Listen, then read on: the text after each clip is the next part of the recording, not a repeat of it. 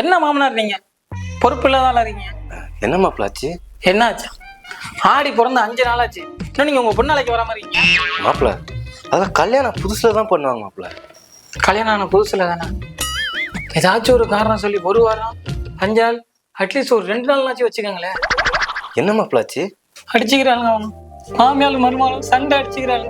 ஊரே வேடிக்கை பார்க்குது. இங்கிட்டு பா நீ உங்க அம்மாவுக்கு சப்போர்ட் பண்றேங்கிறாங்க, இங்கிட்டு வந்தா நீ உன் பொண்டாட்டிக்கு சப்போர்ட் பண்றேங்கண்ணா. முடியல மாமா, கொஞ்சம் பெரிய மனசு பண்ணுங்க மாப்பிள்ள. நிலைமை புரியுது மாப்பிள்ள. நீங்க மாமியார் மருமகள் சண்டை தான் பார்த்துருக்கீங்க, அம்மா மகள் சண்டை பார்த்தது இல்லையே.